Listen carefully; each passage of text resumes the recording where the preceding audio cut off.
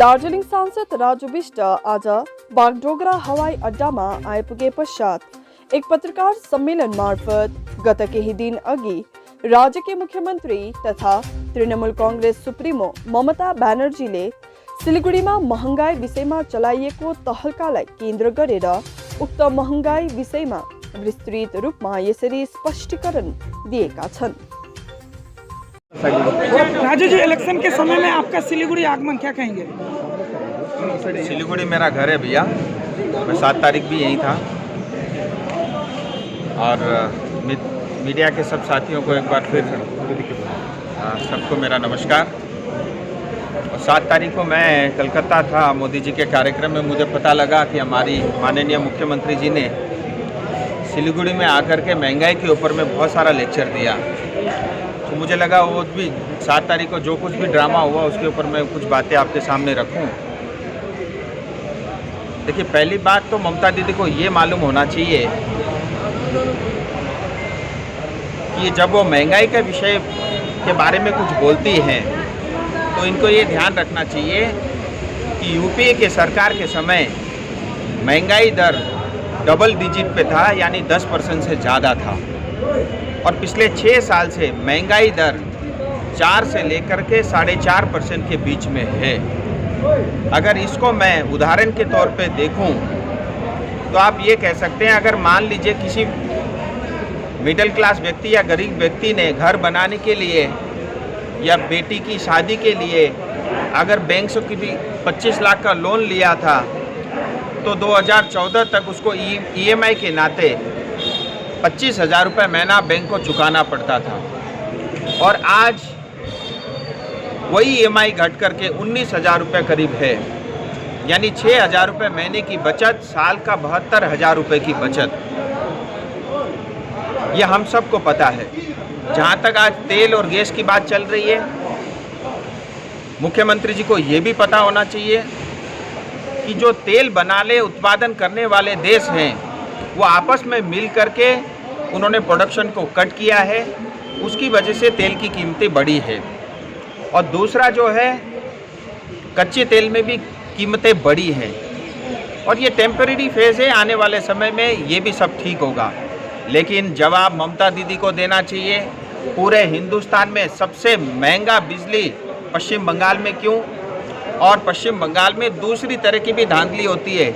आप बिजली का बिल देखिए, हर एक महीना आए तो लोगों को काफ़ी बचत हो सकती है, 3-3 महीने का बिल जो है लोगों को मिलता है। इसके कारण भी यहाँ के लोग ठगे जा रहे हैं। सो मुझे लगता है कि एटलीस्ट महंगाई के ऊपर में ममता दीदी को लेक्चर नहीं देना चाहिए। मैं उनसे प्रश्न पूछता हूँ, 10 साल में गरीब जनता के पैसा खर्च करके उन्होंने इन्वेस्टमेंट के लिए इन्वेस्टर समिट किया और करोड़ों रुपए उसके ऊपर में पानी के तरह बहाए गए जनता का पैसा, और 15 लाख करोड़ रुपए का एमओयू साइन हुआ और बदले में 14,500 करोड़ ही इन्वेस्टमेंट अभी तक हो पाया है, यानी 1% से भी कम इन्वेस्टमेंट हुआ है।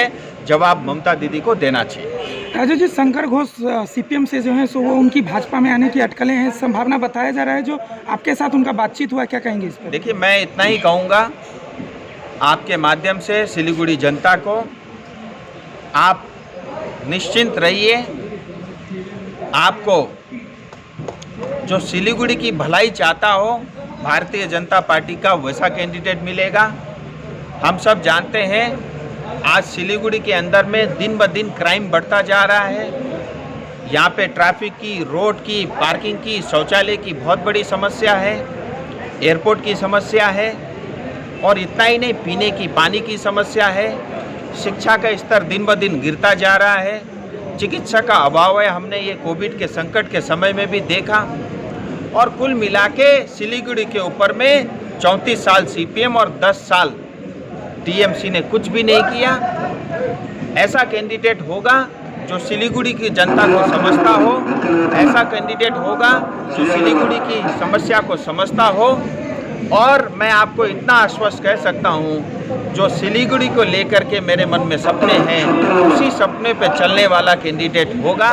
क्योंकि भारतीय जनता पार्टी किसी प्राइवेट लिमिटेड कंपनी पार्टी नहीं है। हम सब जानते हैं टीएमसी एक प्राइवेट लिमिटेड कंपनी है और उसके शेयर होल्डर भी सिर्फ 2 हैं, एक दीदी है और उनका भतीजा है। लेकिन भारतीय जनता पार्टी में वो नहीं है। हमारे राज्य के नेतृत्व और केंद्र के नेतृत्व मिल करके तय करेंगे, लेकिन जो भी कैंडिडेट होगा उसका जीतना तय है और सिलीगुड़ी का आने वाले समय में भाग्योदय जरूर होगा। नांटू पाल भी बीजेपी में आ सकता है। देखिए ऐसे बहुत सारे नाम चल रहे हैं भैया। मैं आपको इतना कहना चाहता हूँ, जो भी जिस पार्टी में हैं, जो भारतीय जनता पार्टी में जुटना चाहते हैं, जो मोदी जी के मंत्र को सबका साथ, सबका विकास, सबका विश्वास के ऊपर में भरोसा रखते हैं, उन सब का स्वागत है। मैं चाहता हूँ लड़ाई झगड़ा पॉलिटिक्स में नहीं होना चाहिए।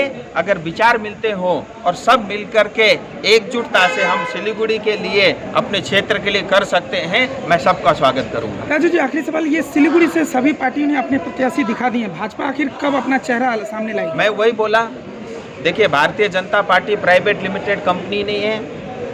हमारी केंद्र की नेतृत्व, राज्य की नेतृत्व तय करेंगी और साथ में भारतीय जनता पार्टी के भी करोड़ों लाखों कार्यकर्ता है जिन्होंने पूरा जीवन भारतीय जनता पार्टी और उसके संगठन को दिया है। हम सबको उनका भी ध्यान रखना होता है।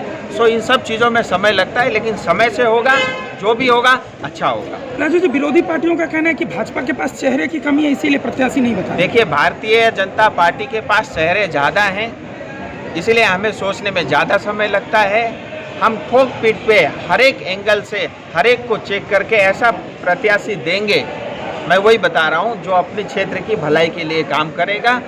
और इससे आगे देखिए वो केंद्र की नेतृत्व, राज्य की नेतृत्व ही तय करेंगे। उससे ज़्यादा मैं भी इस विषय में ज़्यादा नहीं बोल सकता। अगर आप चाहो मैं आज ही नाम की घोषणा कर दूँ, वो मेरे से नहीं होगा।